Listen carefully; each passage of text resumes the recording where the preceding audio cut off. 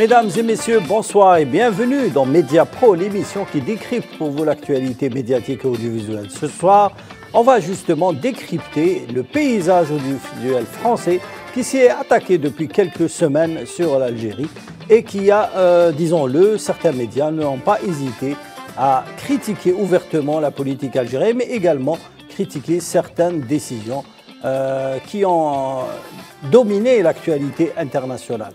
Avant de commencer l'émission, je tiens à saluer mes experts favoris, Faisal Matawi et Sofiane Baroudi, qui m'ont accompagné durant plusieurs émissions dans ce décryptage. Et ce soir, on va peut-être faire une exception dans ce décryptage un petit peu particulier sur les médias français. Avant de commencer le débat, on écoute l'intervention du député de LFI, la France Insoumise, Bastien Lachaud, qui a éclaboussé le Parlement français et certains députés de l'extrême droite avec un discours un petit peu soutenant l'Algérie, mais surtout dénonçant la colonisation.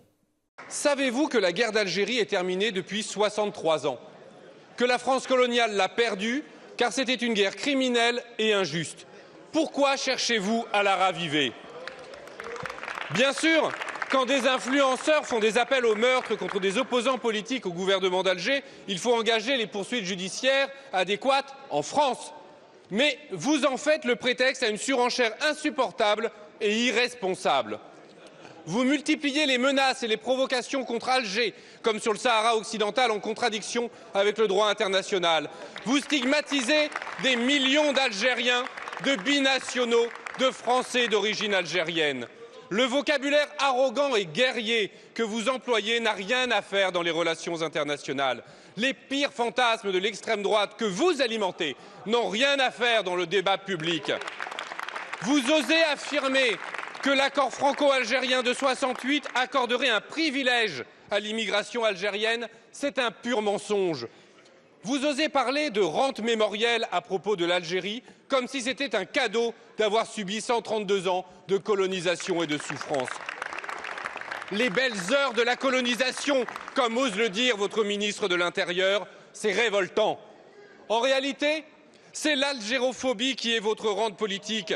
Vous soufflez sur les braises des haines passées. Vous attisez la xénophobie, l'islamophobie et le racisme dans l'espoir d'exciter l'opinion publique et de masquer vos échecs. C'est répugnant. Et qui en paye le prix? La France, que vous discréditez, isolez et abaissez. Les peuples français et algériens que vous fracturez et opposez. La paix civile que vous menacez. Alors quand allez-vous cesser cette folle escalade? Quand allez-vous en finir avec les postures néocoloniales? Quand allez-vous construire enfin avec l'Algérie une relation diplomatique apaisée, fondée sur le respect mutuel et l'amitié entre les peuples frères? Merci, monsieur le député. Voilà, c'était un discours éloquent du député de la France Insoumise, Bastien Lachaud, qui a fait fureur sur les réseaux sociaux et qui a démontré un petit peu le courage du parti de l'extrême gauche, ou de la gauche, disons-le, n'est-ce pas, Sofiane, qui a un petit peu dénoncé les attaques de l'extrême droite et de certains ministres du gouvernement français contre l'Algérie. Oui, absolument, et le rappel est très pertinent.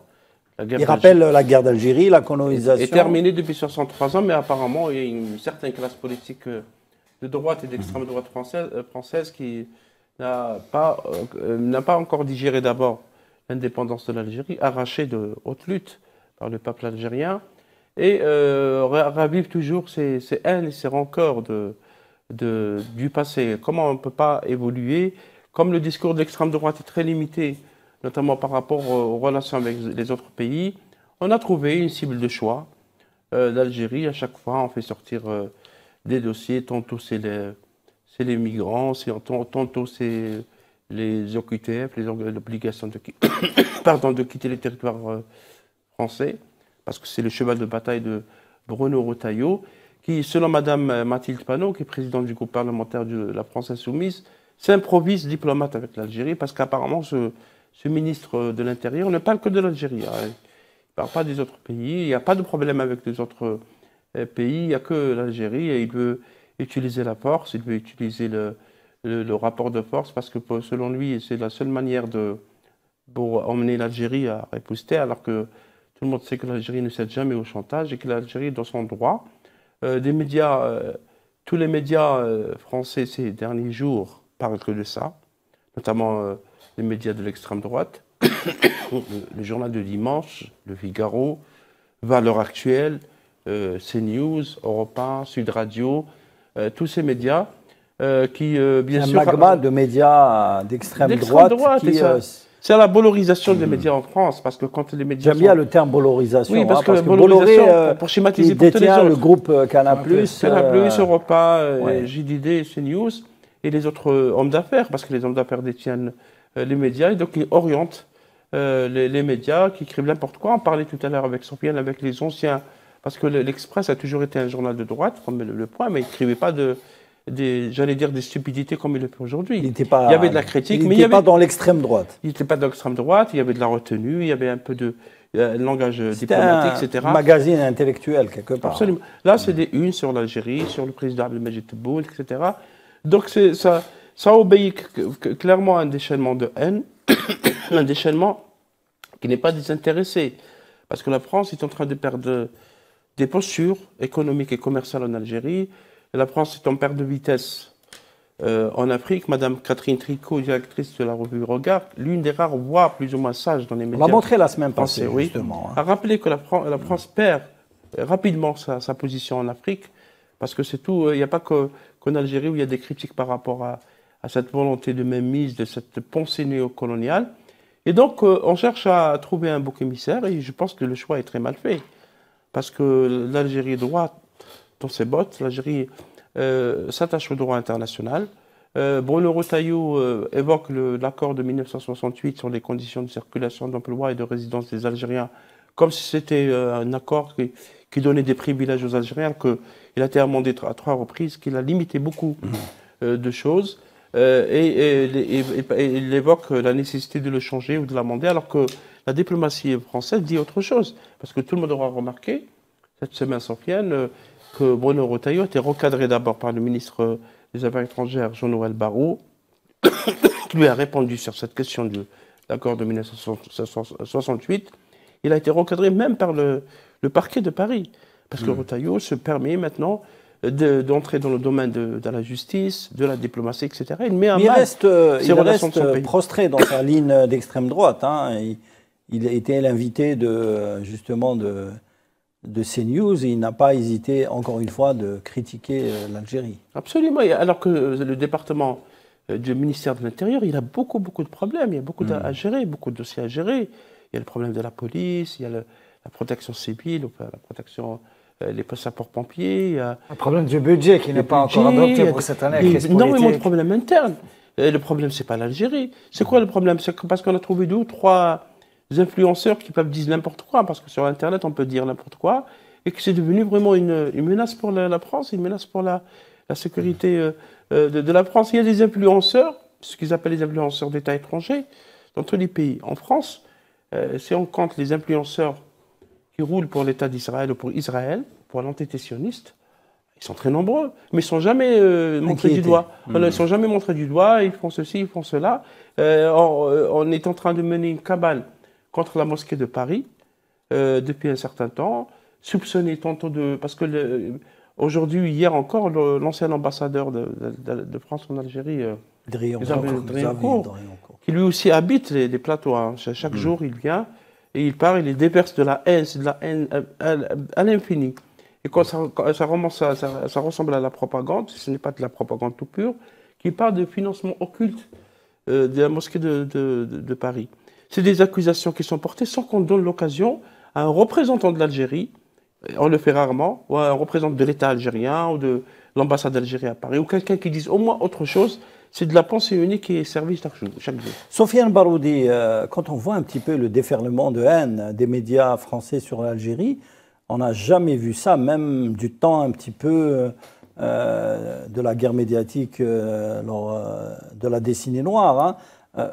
Aujourd'hui, il n'y a pas de ligne rouge dans les médias français concernant l'Algérie. On va dire qu'il y a une escalade qui est sans précédent et ça s'explique à mon avis aussi par des éléments et une évolution de la conjoncture politique en France qu'il y ait une conjoncture de crise historique sans précédent. Il faut rappeler que la motion de censure, par exemple, qui a été imposée au gouvernement qui avait été issue des élections législatives anticipées est une motion de censure historique, qu'il y a 2 blocs d'opposition qui s'opposent au président Macron et donc une crise de blocage institutionnel. Il y a un bloc d'extrême droite et un bloc à la gauche du président français Emmanuel Macron.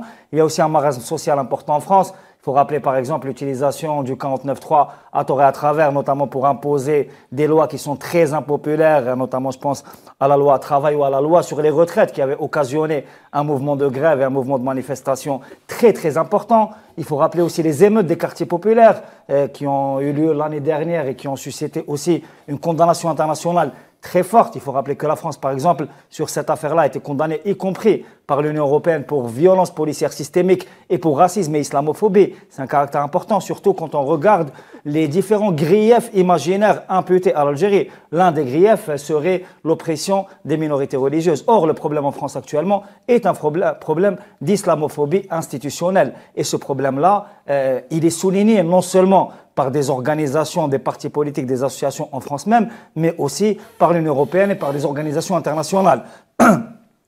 À mon avis, ce qu'il y a aussi d'important à mettre en exergue dans cet acharnement-là, je pense qu'il y a des raisons de long terme et des raisons aussi à court terme, des raisons stratégiques et tactiques.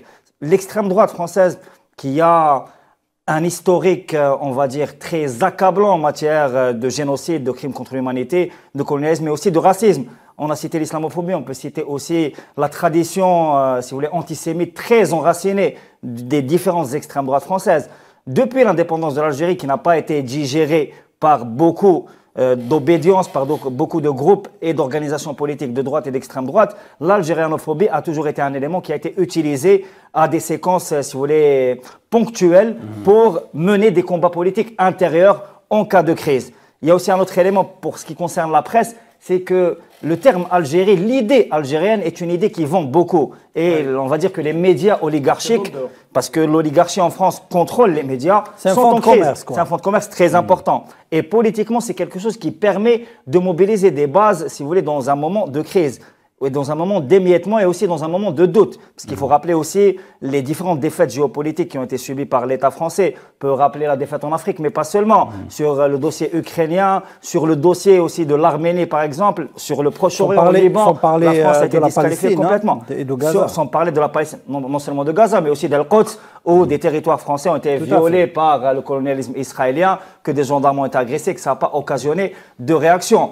Après, ce que ça révèle, c'est que le clivage est très profond et qu'il y a une perte, si vous voulez, de repères complets. Parce que quand on voit, par exemple, l'état de mésinformation, l'état de méconnaissance de l'évolution de la société algérienne qui est reproduite par des journalistes chevronnés, par des intellectuels et aussi par des élites de premier rang. C'est-à-dire qu'il n'y a pas vraiment de suivi de ce qu'est l'Algérie. À droite et à l'extrême droite, ils sont très très mal informés, que ce soit au niveau de la construction institutionnelle, au niveau des luttes politiques aussi, parce que beaucoup invoquent par exemple le Hirak de 2019, mais les analyses qui sont, si vous voulez, relayées sont des analyses très très pauvres, il y a beaucoup de carences. Ils oublient par exemple de dire que cette séquence est constitutionnalisée, qu'elle est reconnue par l'État algérien et qu'elle a ouvert, si vous voulez, un cycle d'ouverture démocratique et de construction qui continue. Même pour l'économie sofiane, on a vu qu'on racontait n'importe quoi dans le Figaro et dans Le Point et Marianne, etc. Une économie aux abois, un taux de chômage élevé. Or, toutes les organisations internationales, le Fonds monétaire international, la Banque mondiale, tous les indices sont ouverts. Tous les indices sont ouverts de l'économie algérienne. Ouais. Alors, à ce moment-là, ou bien ils ne sont pas au courant du tout, et on écrit, donc on est libre de la fausse information, ou bien on le fait exprès. Et dans la matière, parce que une partie de la presse française passe son temps à donner des leçons de journalisme au reste du monde, il faudrait peut-être qu'ils lavent devant leur porte. Justement, on écoute l'intervention sur le plateau de CNews de la députée de LFI, Karima Khatim, qui a été vraiment, on peut le dire, hein, un grand soutien pour l'Algérie, notamment face à un animateur, face à des chroniqueurs et surtout des politiciens qui s'acharnent, qui sont déchaînés contre l'Algérie. On écoute les deux extraits, justement, très, très houleux sur le plateau de CNews. Il faut diplomatie. Il faut reprendre le dialogue. Il faut reprendre le dialogue. Il faut reprendre le dialogue. Et c'est pour ça que les menaces, il ne faut absolument pas aller sur les menaces. Il ne faut absolument pas parler de guerre. Il faut reprendre la diplomatie. Des deux côtés. Mais quand le président, justement, laissez-moi vous répondre, quand le président algérien Abdelmajid Tebboune commence son oratoire en disant clairement, nous ne demandons pas de compensation. Nous ne demandons même pas de vous excuser de ce qu'ont fait vos ancêtres. Nous demandons juste une reconnaissance. Reconnaissez. Vous voulez reprendre le discours de Tebboune quand il dit, ces Français qui ont fait le génocide en Algérie. Excusez-moi. Vous savez ce que ça veut dire le génocide? Vous savez ce que c'est? Il y a eu le génocide en Algérie. Et quand vous mettez des Algériens dans une grotte et que vous les enfumez, comment ça s'appelle? C'était une guerre, non? Une guerre, c'était de la colonisation. Il n'y a pas eu de Français qui ont les c'était de la colonisation. et dans le vent. Enfin, c'était des deux côtés. Vous parlez d'un peuple qui est politisé. Vous parlez constamment de junte militaire. Mais j'ai envie de vous dire, s'il y a un général en Algérie, c'est tout le peuple. La Constitution commence par le peuple. D'accord. Pour le peuple. Excusez-moi, Karima, heureusement que vous nous avez rappelé que vous étiez française à 100%, parce que moi j'ai l'impression que vous êtes plus algérienne que française dans votre discours. Mais je suis pour la réconciliation. Oui, mais excusez-moi. Mais vous défendez que les Algériens. Défendez la France. Mais vous défendez la France. Vous vous rendez compte, vous mettez les Algériens dans une situation déplorable. Vous leur demandez de choisir entre leur père et leur mère. Mais qui leur demande de choisir? Personne ne demande de choisir. Personne ne demande de choisir. La paix et la voie de la diplomatie. Ça, je suis d'accord, mais ne défendez pas que l'Algérie alors. Parce que sur ce plateau, depuis tout à l'heure, vous ne défendez que l'Algérie. Si, je défends la France. Je suis l'ambassadrice de la France en Algérie.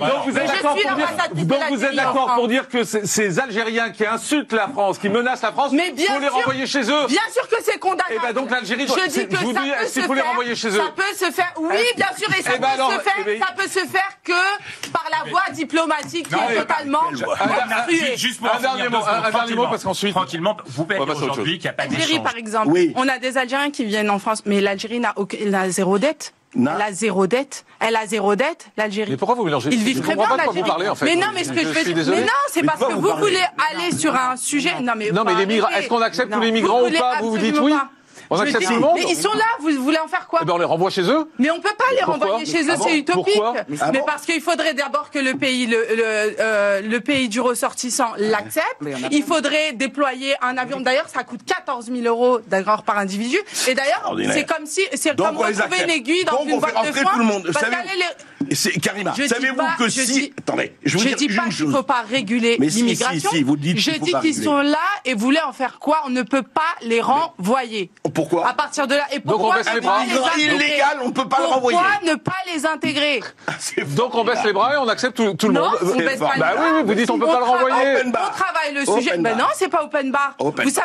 Vous savez qu'il y a des personnes, il y a des personnes qui sont en situation irrégulière et qui payent des impôts. Est-ce que vous êtes au courant de ça? Mais attendez, je suis au courant. Alors vous savez, il y a eu tous les chiffres. Je suis au courant de ça, mais je vais vous dire, le solde négatif, on le connaît très bien, ça n'a rien à voir. Ils contribuent. Non, mais à payer des impôts dans notre pays, et nous, tout ce qu'on a à leur offrir, c'est de leur dire, écoutez, rentrez chez vous. Vous savez très bien que vous dites n'importe quoi là-dessus. Je ne dis pas n'importe quoi, vous savez. Le secrétaire général du Parti communiste français, monsieur Georges Marchais, disait qu'il fallait arrêter l'immigration, Parti communiste français, illégale et clandestine. Et alors? Parce que pour... Voilà, c'était l'intervention en force de la députée LFI Karima Khatim qui a répondu face à une horde de journalistes et de chroniqueurs qui s'attaquent à elle et à l'Algérie. On a vu comment elle s'est bien débrouillée face un petit peu à la vindicte de certains intervenants sur le plateau. Parce qu'on ne peut pas écouter le langage de la sagesse. D'abord, Morandini qui demande à Mme Khatib de défendre la France, et l'équipe, on lui demandait ça. Morandini, déjà. Mais elle a bien répondu, hein. Oui, absolument. Elle est l'ambassadrice de l'Algérie en France et elle est l'ambassadrice de la France en Algérie. Parce qu'à chaque fois, quand il y a un franco-algérien ou un Français d'origine algérienne, commence à dire autre chose que le langage de la propagande, parce que maintenant, il faut parler en termes de propagande, évidemment, on va lui faire sortir, on va essayer de le culpabiliser, on le lynche, on ne le laisse pas parler. C'est des techniques qui sont connues. Morandini, déjà, il devrait peut-être répondre de ces actes de délinquance sexuelle devant la justice française. D'ailleurs, l'affaire est toujours en cours. Pour la question de l'immigration, c'est un gros mensonge développé par l'extrême droite. Parce que, et par les médias aussi. Oui, relayés par les médias, qui sont aux mains d'hommes d'affaires d'extrême droite. D'extrême droite, oui. C'est une grande question qui est posée à la liberté d'expression, la liberté de la presse en France. En 2022, 5,1 millions de migrants en provenance d'un pays hors UE, Union européenne, sont entrés en Europe, selon les données d'Eurostat. Eurostat, c'est un organisme européen. Alors, le pays qui a accueilli le plus de migrants, c'est l'Allemagne, 1,6 million, suivi de l'Espagne, 925 000, l'Italie, 287 000, et la France, 4e, 238 000. Donc, c'est 4e position. Il se trouve que la France, c'est le pays qui délivre le plus de QTF, donc d'obligations de quitter le territoire français, plus de 130 000. Comparé à des pays qui reçoivent beaucoup de migrants, comme l'Italie ou la Grèce, c'est vraiment très très loin. Ça veut dire que d'abord, ils ne reçoivent pas beaucoup de migrants. En plus, par exemple, selon les chiffres toujours donnés par Eurostat, l'Allemagne, c'est le pays, pardon, c'est le pays qui reçoit 30% des demandes d'asile en Europe, suivi de l'Espagne, suivi aussi de l'Italie. Et la France arrive au 4e ou 5e position, 7% uniquement. Donc, ce n'est pas vrai qu'il y ait une déferlante de migrants sur la France. Ce n'est pas vrai qu'il y a beaucoup de migrants qui entrent en France, contrairement à ce que dit l'extrême droite. Pour Bruno Retailleau, l'immigration n'est pas une chance. Vous aurez remarqué qu'on reprend la même expression de Jean-Marie Le Pen, qui disait que ce n'est pas une chance pour l'immigration. Donc c'est un faux débat. Je rejoins ce que disait Sofiane. Tout ce débat cherche à cacher autre chose. La crise interne, la crise sociale. Il y a une bonne partie de Français qui sortent le deuxième repas. Et il y a beaucoup de familles qui ne trouvent pas d'argent pour payer les soins de leurs enfants, qui n'ont pas le moyen pour payer les fournitures scolaires. Ce débat, bien sûr, ça ne peut pas intéresser l'extrême droite. Donc on focalise sur l'Algérie. Merci Faisal. On fait une courte pause et on revient au débat. On revient au débat et on voudrait justement savoir aujourd'hui pourquoi il n'y a que les députés de LFI qui s'expriment dans les médias et qui dénoncent un petit peu cet acharnement contre l'Algérie aujourd'hui, Sofiane Baroudi. Alors déjà, moi je pense que premièrement, la France Insoumise et plus généralement le nouveau Front Populaire sont les seuls qui défendent actuellement l'Algérie, mais plutôt, à mon avis, la raison stratégique pour une raison déjà simple, c'est, si vous voulez, le lien historique qui existe et l'importance, le poids de l'Algérie et de la révolution algérienne, parce que pour la gauche française en général, l'Algérie n'est pas juste un État indépendant, un État souverain, c'est surtout une idée, celle d'une révolution, celle d'un peuple qui s'est battu contre le colonialisme et qui a réussi à se libérer les armes à la main, qui a construit une des rares utopies de l'histoire moderne, parce que l'indépendance algérienne, il y a aussi beaucoup d'Européens, beaucoup de Français qui sont venus pour construire l'indépendance algérienne après 62, parce que c'était considéré comme étant un grand modèle historique et c'est encore le cas aujourd'hui. Ça, c'est, si vous voulez, la raison, on va dire, un peu stratégique et historique. Il faut rappeler aussi le rôle qu'a joué l'Algérie très actif pour lutter et résister contre les fascismes en Europe, notamment après la chute de l'hitlérisme et du nazisme, le fascisme en Grèce, le fascisme en Portugal par la révolution des œillets, et aussi en Espagne. L'Algérie a été vraiment, si vous voulez, une arrière-base très importante pour les mouvements démocratiques et pour les mouvements révolutionnaires européens. C'est la Mecque des révolutions. Et aussi des révolutions européennes. Et ça, c'est très peu dit. Parce que très peu de gens, parce que la narrative est occultée, parce que les médias n'en parlent pas. Très peu de personnes savent qu'en Europe, il y avait des systèmes fascistes jusqu'aux années 80. Et que l'Algérie était l'arrière-base de résistance contre ces systèmes. Ça, c'est, on va dire, une raison historique et une raison stratégique. Il y a aussi une raison politique évidente. On va rappeler les élections législatives dernières. Au premier tour, on avait l'extrême droite qui était première et qui était annoncée à Matignon. Il a fallu la mobilisation de l'immigration algérienne. Il a fallu aussi la mobilisation de certaines institutions comme la Grande Mosquée de Paris pour faire barrage à l'extrême droite. D'ailleurs, je pense que le recteur de la Grande Mosquée paye aujourd'hui par l'acharnement qu'il subit, l'acharnement indigne, la mobilisation justement digne pour faire barrage à l'extrême droite. Et ça, que ce soit la France Insoumise ou le NFP, font aussi, c'est des organisations politiques, ils calculent l'importance de l'électorat algérien et ils calculent aussi l'importance du poids de l'Algérie dans la scène politique et syndicale. Une dernière chose, il faut rappeler, Faisal a parlé des droits sociaux. Vous savez que le mouvement ouvrier algérien qui était lié au mouvement national algérien a réussi, par son action en France même, à arracher beaucoup d'acquis sociaux qui sont jusqu'au jour d'aujourd'hui méconnus et occultés, y compris par les travailleurs et par les syndicats en France. Mais les dirigeants de la gauche savent tout ça. C'est pour ça qu'ils tiennent à avoir une relation équilibrée avec l'Algérie. Il y a aussi une dernière chose, une raison géopolitique. Tout cet acharnement-là est aussi lié à une alliance coloniale qui a été tissée par Paris sous la pression de l'extrême droite, notamment sur la question du Sahara occidental et dans le soutien à l'extrême droite sioniste dans son génocide contre le peuple palestinien. C'est-à-dire qu'il y a, on va dire, une alliance coloniale entre la monarchie marocaine, le régime d'apartheid sioniste et l'extrême droite française. Et dans cette alliance coloniale, l'ennemi numéro un, c'est l'Algérie, non seulement comme État national indépendant, mais aussi comme idée historique à abattre absolument, ce qui ne sera pas possible. Parce qu'en France, il y a certains cercles politiques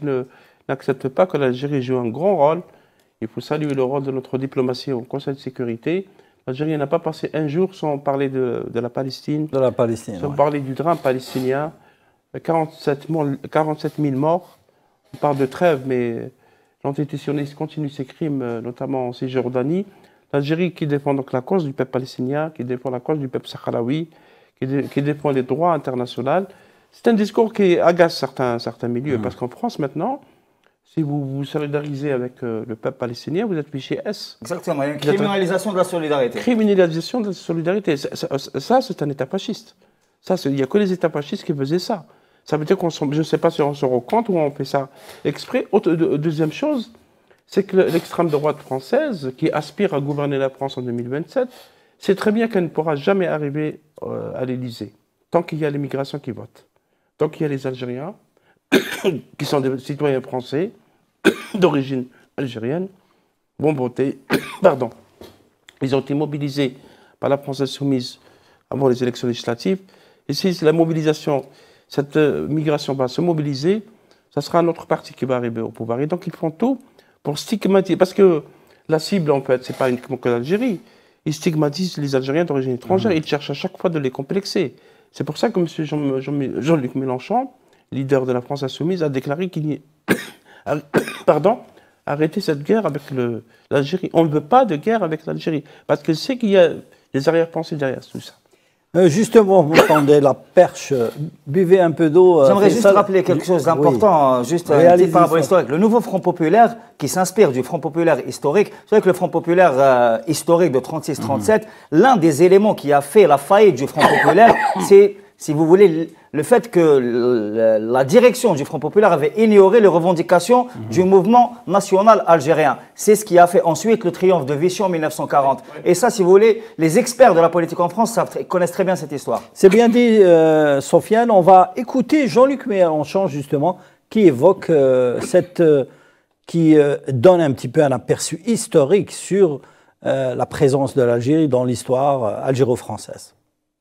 Nous ne voulons pas la guerre avec l'Algérie. C'est clair, ce sont nos frères, nos sœurs, nos tantes, nos grands-parents, nos amis. Il y en a assez de ce vocabulaire. Assez de dire « nous allons riposter ». Quoi riposter? Qu'est-ce que tu racontes? Vous êtes payés pour faire de la diplomatie. Vous êtes payés pour vous entendre, pour discuter. Il n'y aura pas de riposte. Il doit y avoir une discussion. Ça suffit, sans arrêt, de montrer du doigt toujours les mêmes pour les culpabiliser. Vous croyez qu'on ne vous voit pas arriver? Vous croyez qu'on ne sait pas qui est la population de notre pays? Qui on est tous autant qu'on est? Le nombre qu'on est à être né au Maghreb est moins grand maintenant qu'avant puisqu'on ne laisse plus passer personne. Mais quand même, on est tous assez nombreux pour savoir qu'on parle de nos familles là. On n'est pas en train de parler de je ne sais pas quel jeu entre vous, les puissants, les importants qui savaient tout. Voilà de quoi on est en train de parler. Je me fâche parce que ça vaut la peine que vous fâchiez tous. Ne supportez pas qu'on parle comme ça de nous, de notre vie, de nos amours, de nos affections, de notre respect. Nous voulons vivre en paix et bonne entente avec l'Algérie, le Maroc, la Tunisie, la Libye, le Sénégal, le Mali, le Burkina Faso, le Congo. Partout, vous avez été dire des paroles inadmissibles à des gens qui ne méritaient pas d'entendre que ça de la part de la France. De Jean-Luc Mélenchon devant ses députés et ses militants, il a déclaré que la France ne veut pas une nouvelle guerre avec l'Algérie. Bien sûr, parce que le terme riposte, comment on peut riposter?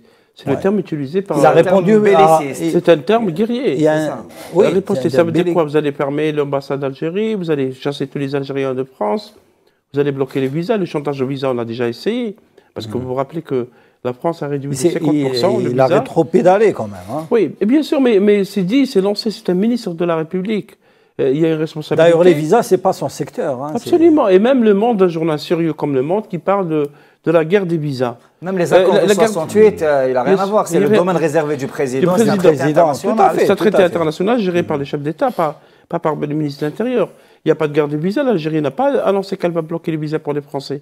Il y a toujours de la visa donnée pour les citoyens français, les hommes d'affaires ou les chefs d'entreprise, les touristes, etc.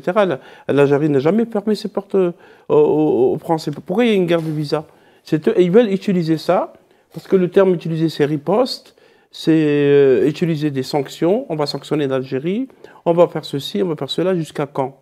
Est-ce que ce discours sert réellement les intérêts de la France, les intérêts économiques et politiques? On verra peut-être dans les prochains jours que les choses peut-être qu'ils vont évoluer, parce que ce déchaînement de haine ne peut pas continuer de cette manière. Parce qu'à chaque fois, tantôt c'est la mosquée de Paris, mais après c'est les Algériens ou les TikTokers algériens. Après, c'est surtout les institutions de l'État algérien qui sont les institutions, parfois c'est le chef de l'État, le président de la République. Et là, on a entendu tout à l'heure le journaliste, le vieux journaliste apparemment rancunier, haineux, qui parle de, pourquoi le président Abdelmadjid Tebboune parle de génocide? Oui, parce qu'il y a un génocide français en Algérie. Oui, il y a un génocide. Oui, parce qu'il y a des milliers d'Algériens qui ont été tués. Il y a eu des enfumades, il y a eu des massacres, il y a eu des pillages. Il y a des pillages de biens culturels, il y a des pillages d'archives, de beaucoup de choses. La France ne veut pas reconnaître cette réalité coloniale qui la rattrape à chaque fois. À chaque fois, on essaie de porter en touche. Et bien sûr, vous avez des intellectuels aux commandes, intellectuels genre Kamel Daoud, etc., qui disent oui, arrêtez de parler de la décolonisation, arrêtez de parler du mythe de la colonisation. Non, on va continuer un peu de parler de ça. On va continuer de parler de ça tant que la France n'a pas reconnu ses crimes. L'Algérie n'a pas donné, je pense, par la voix de son chef d'État, n'a pas demandé à ce que la France nous donne de l'argent. Les Algériens ne sont pas demandeurs d'argent. Les Algériens sont dignes. Karima Khatim, la reconnaissance morale. La reconnaissance morale. Reconnaissez que vous avez commis des crimes, de un. Deux, restituez les archives que vous avez pris et volées. Restituez les biens culturels que vous avez pris. Ouvrez le dossier des disparus algériens, parce qu'il y a beaucoup de disparus algériens. Et le nettoyage des déchets nucléaires aussi, c'est très important. Ouvrez le dossier du nettoyage des explosions nucléaires, parce qu'il s'agit d'explosions les plans dans le sud algérien. Des mines antipersonnelles dans les frontières. Tout ça, c'est des dossiers qui sont concrets, qui sont réels, qui sont posés par l'Algérie depuis l'indépendance. Et à chaque fois, on crée un groupe mixte, un groupe de travail, un groupe d'historiens, l'écriture les mémoires réconciliées. On ne peut pas réconcilier des mémoires d'un pays qui a été colonisé, un peuple qui a été colonisé par un autre qui a été colonisateur, oppresseur. Le système colonial est un système injuste.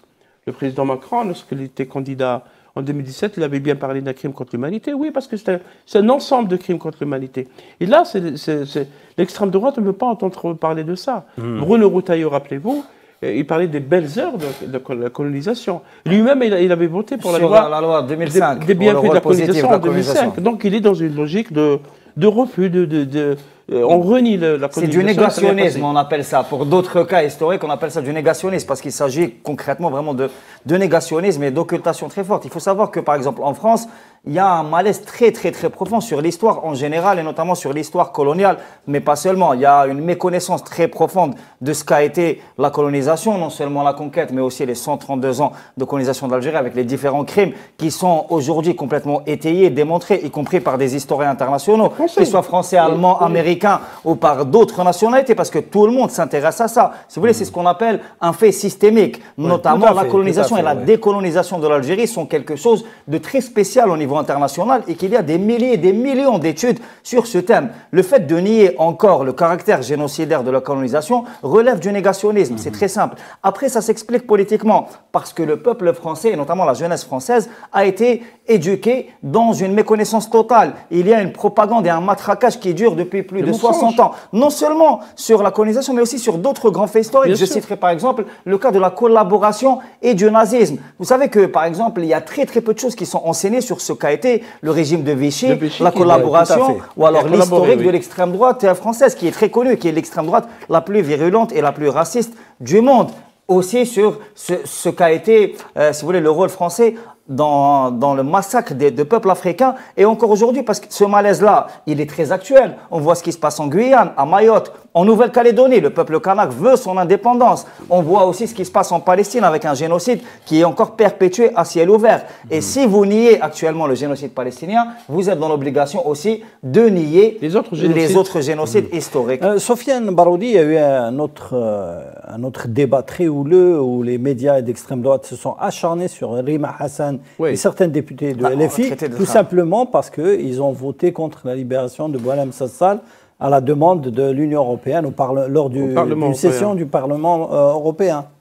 Il y a déjà eu un autre acharnement médiatique et même judiciaire contre Rima Hassan, qui a été accusé d'apologie du terrorisme, qui a été accusé de soutenir parce qu'elle soutient la Palestine. Parce qu'elle soutient la résistance légitime du peuple palestinien, qui est soutenu par des millions de personnes à travers le monde. On a très bien vu l'insurrection de l'opinion publique internationale en soutien aux droits fondamentaux du peuple palestinien. Cette fois, il y a aussi une autre dérive. On a aussi, si vous voulez, accusé Rima Hassan et une partie de la gauche de travailler à la solde de l'Algérie. Comme si l'État algérien commanditait, si vous voulez, ou alors gérait des réseaux occultes qui seraient menés par la gauche ou par des militants arabes.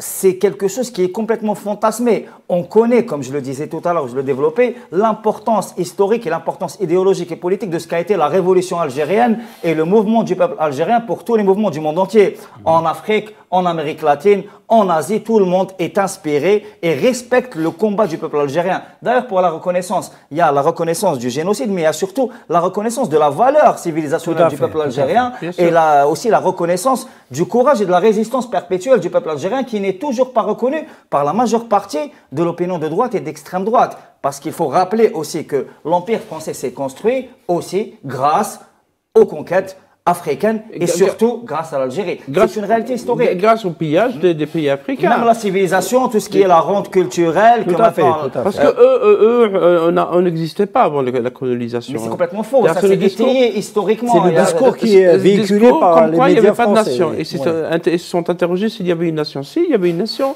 Au XVIe siècle, il y avait des Il y a au moins 70 traités avec la France. Absolument. Avant 1830. Il y avait des consuls, il y avait des consuls, il y avait des ambassades. Ils sont toujours dans le déni. Ils sont toujours dans le déni, dans le mensonge, parce que quand on a les mains sales de la colonisation, quand on a un passé tourmenté, on cherche toujours à invoquer d'autres disons, fixations pour ne pas ouvrir le débat, comme dit Sofiane, il le dit si bien, ouvrir le débat sur la reconnaissance de ces crimes. Rima Hassan, Madame Rima Hassan est attaquée par une chaîne de radio qui est devenue une radio des mille collines, comme celle qui était au Rwanda, qui a poussé au génocide européen, qui par moi est devenue une voix de la haine. Et je me pose la question, ce que fait l'ARCOM, ce qui fait le gendarme des audiovisuels en France, pour ne pas rappeler à l'ordre cette radio, et Sud Radio et d'autres médias. Rima Hassan, on l'accuse elle est attaquée parce qu'elle a refusé de voter. Elle est eurodéputée au Parlement européen. La résolution demandant la libération de l'écrivain algérien Boualem Sassal. Et bien sûr, il s'agit d'une ingérence dans les affaires intérieures de l'Algérie. Et en plus, on lui reproche d'aimer l'Algérie. Parce que j'ai lu une chroniqueuse d'Europa. Il est tractionné par l'Algérie. Oui, voilà. Rima Hassan a deux pays qu'elle aime, la Palestine et l'Algérie, alors que c'est une Palestinienne. Et deux pays qu'elle déteste. Regardez le parallèle, comment il est insidieux. La France et Israël. Donc, voilà, c'est le reproche qui est fait à Mme Rima Hassan, qui est une députée, qui est une intellectuelle. Et on lui reproche, parce que c'est rappelé ces derniers jours, pourquoi elle est allée en Algérie. Je pense qu'elle est venue en janvier, elle est venue en 2024, pour dire l'Algérie est la Mecque des révolutionnaires. Oui, c'est tout le monde qui dit que l'Algérie est la Mecque des révolutionnaires. C'est un fait historique établi. Oui, bien sûr. Vous ne pouvez pas renier ça, vous ne pouvez pas oublier ça. Et donc, Rima Hassan, on l'attaque parce que c'est une arabe, parce que c'est une pro-palestinienne, parce que c'est du racisme, hein, il faut le dire. Parce qu'il y a d'autres députés de la France insoumise qui sont français, qui défendent avec beaucoup de courage la cause palestinienne, mais qui ne sont pas du tout évoqués dans les médias français, tant que c'est des blancs qui portent le nom de Bernard ou de David, etc. Donc ce racisme est véhiculé chaque jour par des médias, et en même temps, on passe son temps à donner des discours aux autres nations. On parle du discours du président Trump, on parle de ce qui se passe aux États-Unis, on parle de l'extrême droite qui menacerait... On n'ose pas répondre à Trump, justement. Oui, non, on le fait d'une manière très détournée. On parle d'extrême droite qui va venir en Allemagne, mais l'extrême droite, elle est déjà au pouvoir à travers les médias en France, et quotidiennement. Ouais. Sur Halima Hassan, il y a aussi un fait, si vous voulez, qui est très connu, malheureusement, très connu d'une manière très négative en France. C'est la politique du bouc émissaire. On se rappelle de certaines grandes affaires historiques qui ont, si vous voulez, écrit vraiment des pages noires de l'histoire française. Moi, ça me rappelle un peu la volonté de stigmatisation de Halima Hassan comme figure et d'autres figures qui ont été stigmatisées, de la solidarité criminalisée en France. Un peu, c'est comme l'affaire Dreyfus qui a ensuite eu un effet tonitruant sur la promotion de l'extrême droite en France et qui a entraîné à une crise internationale qui a fini par une guerre mondiale 15 ans après. Parce que ceux qui connaissent l'histoire savent ce que l'affaire Dreyfus a provoqué en boostant tout le mouvement antisémite d'extrême droite français, notamment en Algérie, qui était porté par les ultras, notamment les ultras européens d'extrême droite de l'époque à la fin du 19e siècle. Beaucoup en ont parlé, mais cette politique du bouc émissaire, on la retrouve beaucoup. Beaucoup de grandes personnalités algériennes ou alors qui sont proches, si vous voulez, politiquement de la sphère que défend l'Algérie à l'international, c'est-à-dire le respect du droit international, et aussi ce qui est assumé, la lutte contre le colonialisme jusqu'à la fin du régime colonial, parce que ça, c'est une promesse des martyrs algériens, et que l'État algérien et que le peuple algérien tiennent à honorer cette promesse, ceux-là sont stigmatisés comme étant des menaces potentielles. Et cette stigmatisation peut conduire à des crises très profondes. C'est pour ça que le député de LFI disait que Rotaillot menaçait la paix civile. Et je pense que c'est vraiment une réalité, et ça fait partie des plans d'une partie de l'extrême droite. Avant de clôturer cette émission, je voudrais vous montrer une image qui nous vient directement de Gaza. On regarde et on revient au débat. استحلفتكم بالله يا أهل الجزائر من يشوف هذا المقطع يعمل إعادة نشر حلفتكم بالله العظيم طلعوا لنا الفيديو اكسبلور كل الحب والاحترام لشعب الجزائر من قطاع غزة. C'était une image forte de Gaza avec le drapeau algérien. C'est le drapeau de la fierté, c'est le drapeau du courage, de la bravoure. C'est merveilleux. Ça nous rend fiers un petit peu. Ça nous rend fiers parce que l'Algérie a des positions courageuses, des grandes positions en défendant le peuple palestinien. Elle a toujours défendu depuis son indépendance parce que c'est quoi le colonialisme, c'est quoi l'oppression. Et cette reconnaissance populaire, elle fait vraiment plaisir en attendant que le peuple palestinien, évidemment, retrouve ses droits. Et la paix. Et la paix d'un État viable et un État qui a, avec le retour de tous les réfugiés palestiniens dans les frontières de 1967. Voilà, cette émission est à présent terminée. D'abord, je vous rappelle que c'est la dernière émission avec laquelle je présente sur Mediapro. Je rends un petit peu l'antenne à mes confrères, Faisal Matawi et Sofiane Baroudi. J'ai passé 3 ans avec vous à présenter cette émission qui a marqué les esprits, marqué les professionnels et qui a décrypté pour vous l'actualité médiatique et audiovisuelle. Je vous souhaite bonne continuation, mes amis, et je souhaite être peut-être un jour un invité dans votre émission. C'est le bienvenu. Perpétuer un petit peu le dialogue et surtout la démocratie médiatique. On va parler d'histoire et de cinéma, je pense. D'histoire et cinéma, bien sûr, je suis le bienvenu si vous m'invitez. Voilà, merci beaucoup, merci surtout à l'équipe technique qui m'a suivi ce soir, Mahiou à la réalisation, Nassim à la photo, les caméramans, Souad et Malika au maquillage et à l'habillement. Je vous souhaite bonne continuation, restez branchés sur Al24 News, l'une des télévisions qui a marqué le paysage audiovisuel algérien.